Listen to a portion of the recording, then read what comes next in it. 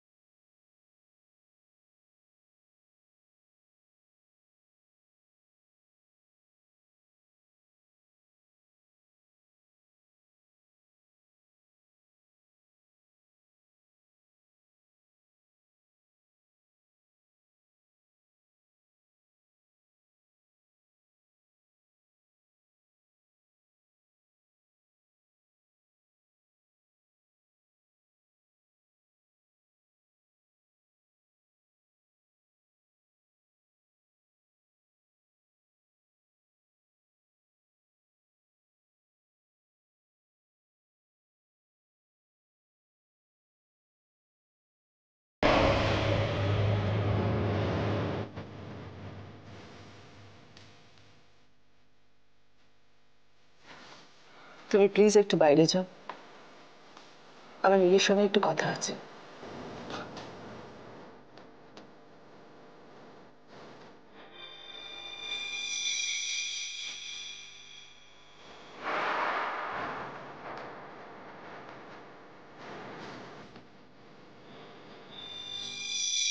কি হলো, চুপ করে আছেন কেন? উত্তর দিন। দেখুন, আপনাকে না জানানোর কোনো কারণ ছিল না। আসলে আমি সারাদিন ধরে এত ব্যস্ত যে আপনি আমাকে খবরটা দিতে ভুলে গেছেন। কিন্তু এটা ভুলে যাবেন না, বেবি কিন্তু আমার মেয়ে, ওর কোনো ক্ষতি হলে আমাদের ক্ষতি হবে, আপনার কিচ্ছু নয়।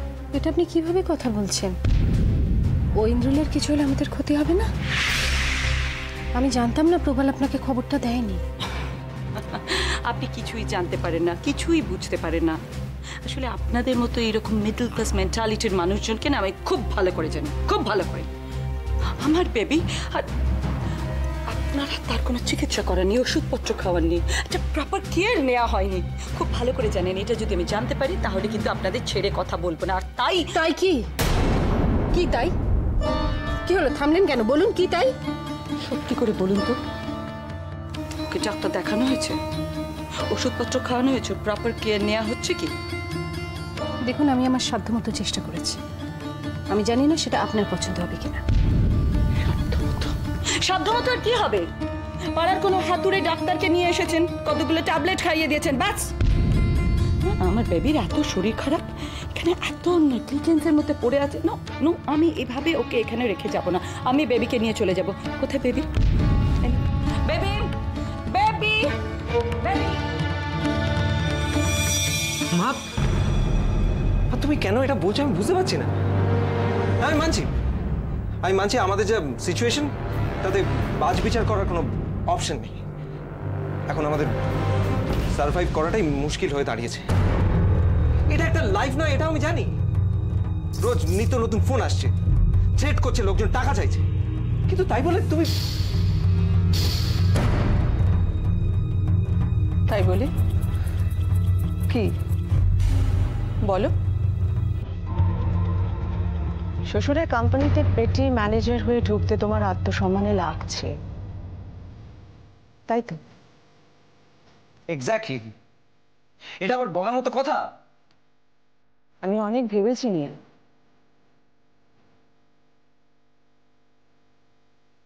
শ্রেয়ার ওপর রাগ করেছি, কিন্তু ভাবনা চিন্তা করে দেখেছি এটাই ঠিক।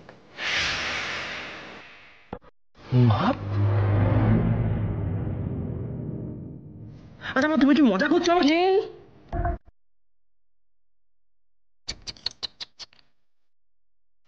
রাগ করো না, মাথা ঠান্ডা করো, দেখবে এটাই আমাদের সুবিধে। কিসের সুবিধা মা? নিজেদের আত্মসম্মান জলাঞ্জলি দিয়ে কিসের সুবিধে আমি বুঝতে পারছি না। ধনী বাইরের লোকেদের কথা বাদ দাও, এই অপশনটা অনেক বেটার। আগে খড়কুটো ধরে উঠে দাঁড়াও, আর তারপরে মান সম্মান অত 2 মিনিটেই পাওয়া যাবে। শ্বশুরের ফার্মে গিয়ে তোমায় প্রমাণ করতে হবে you are serious, sincere, and you are the right person for this job. কিছুদিন পরে উনি হয়তো তোমাকে বিজনেস পার্টনারের অফার দেবে। আর একটা কথা, এটাও তোমায় মনে রাখতে হবে যে টেক্সটাইল ইউনিটের কর্মচারীদের কাছে তুমি শুধু ম্যানেজারই নও, রুদ্রবাবুর জামাই। আমি তো বুঝতে পারছি না এতে কি ছাতা সম্মান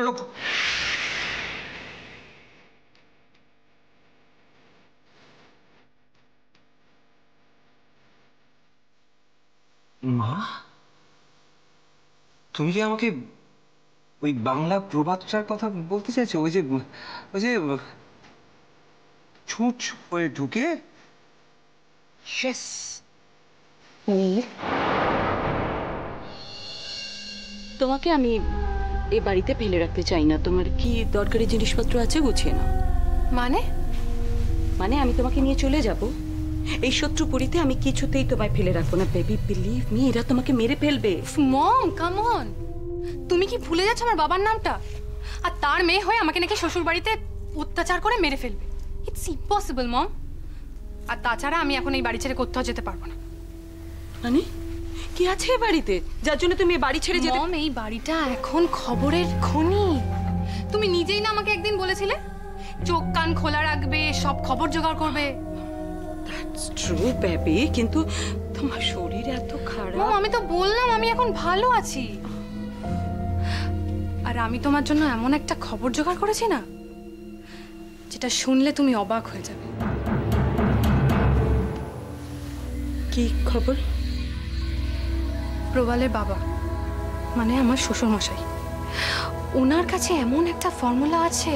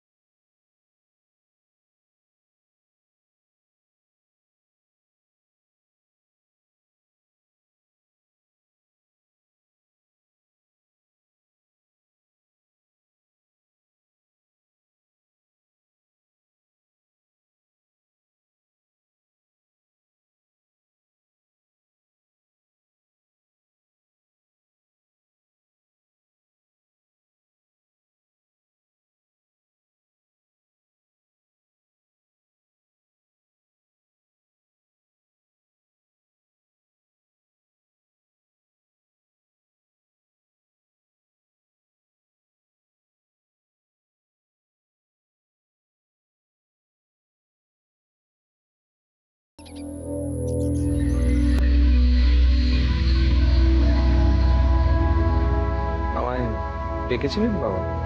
আরে এসো এসো এসো নীল, বসো।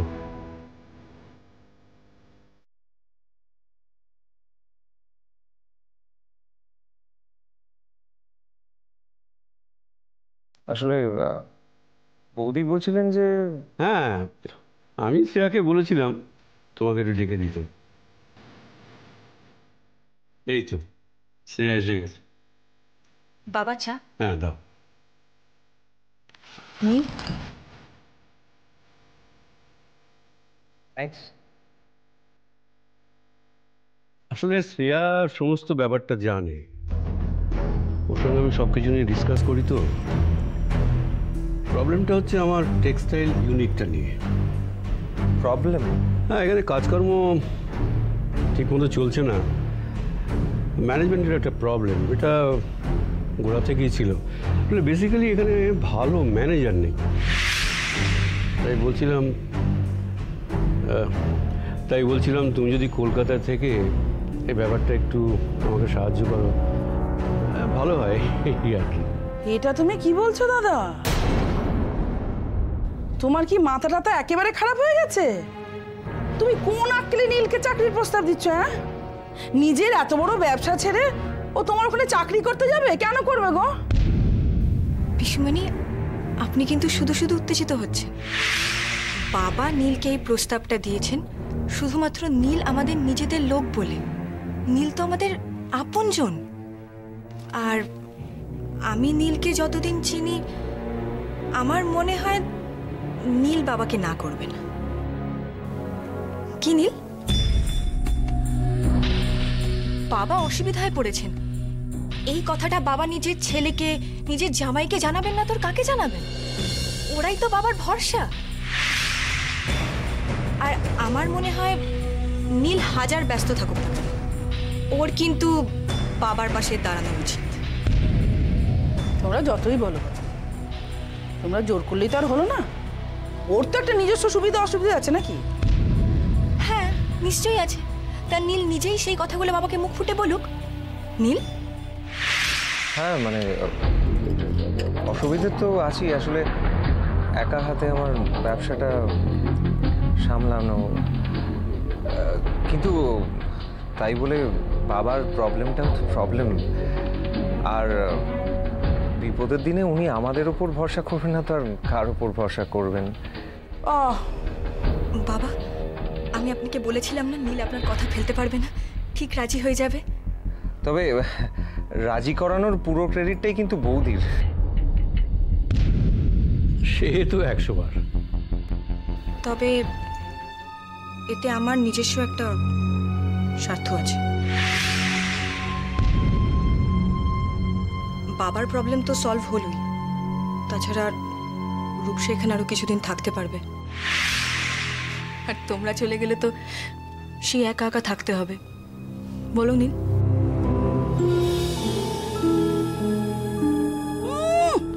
দরদ দেখে আর বাঁচি না, ননদের ওপর শখ একদম উতলে উঠছে।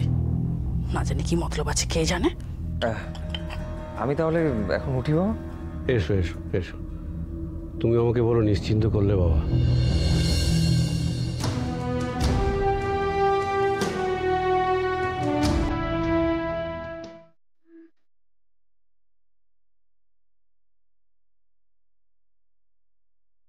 রূপু, রূপু, পিসিমণি, কি হয়েছে? রূপু, শিগগির শিগগির এদিকে সব বলে সে কান্ড হয়ে গেছে। কি হয়েছে বলো না পিসিমণি, ভালো লাগছে না, বলো। শাশুড়ি মা কোথায়?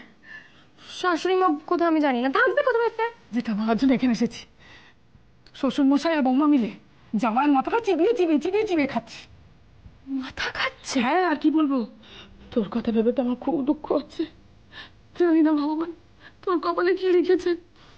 আমি যত ভাবছি ভয় আমার হাত পা একদম পেটের ভেতরে সেদি গেছে, পেটের ভেতরে সেদি যাচ্ছে। পিসিমণি, তোমার এই ন্যাকামিগুলো একটু বন্ধ করবে প্লিজ? আমাকে একটু পরিষ্কার করে বলো কি হয়েছে। দিনকাল ভালো নয় মা, চোখ কান একটু খোলা রাখিস, একটু সাবধানে পা ফেলে চলিস। হ্যাঁ, মনের মধ্যে একদম কোনো প্যাঁচ খোঁজ রাখিস না, কেমন মা? আসলে তোর মতো সাদা মনের মেয়েদের তো বেশি বিপদ হয়, মানে বেশি বিপদে পড়তে হয়। কাউকে বিশ্বাস করিস না। হ্যাঁ, ওই কাল নাগিনি মেয়ে মানুষটা মনের ভেতরে কি মতলব ভাবছে কে জানে। তুই আর নীল যাতে এই বাড়িতে আরো বেশি দিন থেকে যাস তার ব্যবস্থা করছে। নীল যাতে তোর বাবার অফিসে চাকরি করে তার জন্য নীলকে রাজি করানোর চেষ্টা করছে। হ্যাঁ, ও পিসিমণি, তাই বলো? কি নেই রে?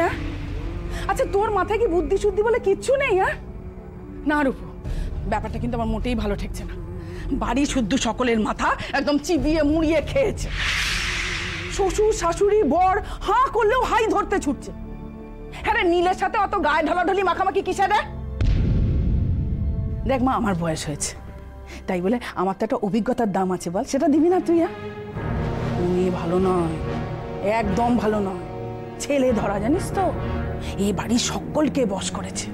আর ওর মাটাকে দেখিস নি, সারাক্ষণ ওলতলা বেলতলা পুজো দিয়ে বেড়াচ্ছে, আর পুজোর ফুল আর প্রসাদ মেয়ের হাতে এনে গুঁজে দিচ্ছে। টুকটাক সব জানি। আহারে, আমার বোকা শোকা মিষ্টি ছেলেটা নীল তাকে কি করলো কে জানে। আমাকে বাবা ছোট মনের বলিস আর যাই বলিস, সাবধান করে দেওয়ার দায়িত্ব আমি করি। পিসিমণি, আমার না এখন এইসব কথাগুলো তোমার মুখ থেকে শুনতে ভালো লাগছে না। তা ভালো লাগবে কেন? কোনো ভদ্রলোকের কি এসব কথা শুনতে ভালো লাগে? রূপু, তুই আমার বংশের মেয়ে মা, আর যদি তোর কিছু হয়ে যায় এই দুটো চোখ দিয়ে সেটা দেখতে হবে আর দাঁড়িয়ে দাঁড়িয়ে সহ্য করতে হবে। কিচ্ছু করতে পারবো না। আরে যাই বাবা, বড্ড গরম লাগছে, একটু স্নান করে আসি। মা যাই।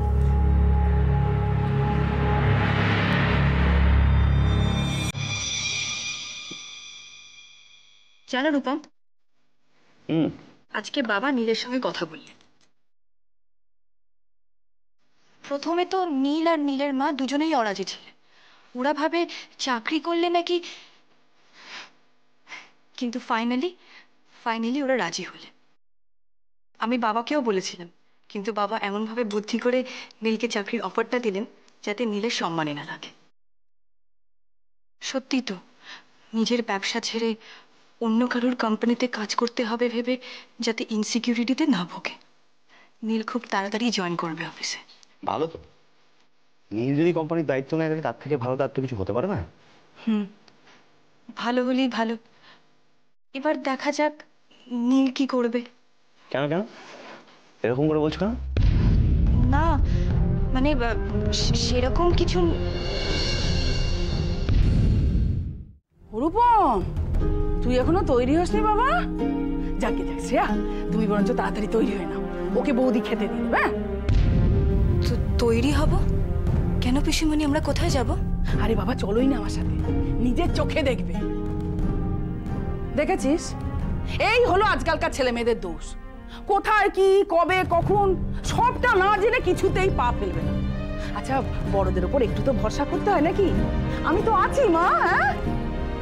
হ্যাঁ, জানিস কি হয়েছে? ওই বুড়ো শিবতলায় একজন বাবা এসেছে, সাধু বাবা, যজ্ঞেশ্বর বাবা। হ্যাঁ, সবাই বলছে তিনি নাকি একদম ত্রিকালজ্ঞ পুরুষ। হ্যাঁ, একবারে ভোজবাজির মতো সবকিছু যেন দেখাচ্ছে। হ্যাঁ গো হ্যাঁ, ওই বাবা, ওই যজ্ঞেশ্বর বাবার কত বয়স, 100, 150 না 200, কেউ কিচ্ছু বলতে পারছে না। আর যার ওপর একটু দয়া হচ্ছে, ব্যাস কেল্লা ফতে। আর বলো না, সে নির্ধনকে একবার ধনী করে দিচ্ছে। আর ডাক্তার যেসব কঠিন রোগ সারাতে পারছেন না, যেই গায়ে হাত বুলিয়ে দিচ্ছেন, ব্যাস রোগ চলে যাচ্ছে। আর যারা সন্তানের জন্য মাথা কুটে মরে যাচ্ছে না, তাদের কোনো সন্তান পাইয়ে দিচ্ছেন আশীর্বাদ দিয়ে। রূপম, তুই কিচ্ছুটি চিন্তা করবি না। এই পিসি আছে না, পিসি পরের গোত্রে চলে গেছে বলে হাত পা গুটিয়ে বসে থাকবে? আরে বংশে যদি বাতি দেবার কেউ না থাকে, সেটা নিয়ে আমি চিন্তা করব না তো কে করবে? আমি শ্রেয়াকে নিয়ে যাব, আমি নিজের হাতে শ্রেয়াকে ওই যজ্ঞেশ্বর বাবার কাছে নিয়ে যাব। হ্যাঁ, আর তার আশীর্বাদ পাওয়ার জন্য দরকার হলে আমি তার পায়ে মাথা কুটে মরবো, তবু আমি শ্রেয়াকে নিয়ে যাবো। হ্যাঁ, আমার শ্রেয়া মা হবে না, তাই।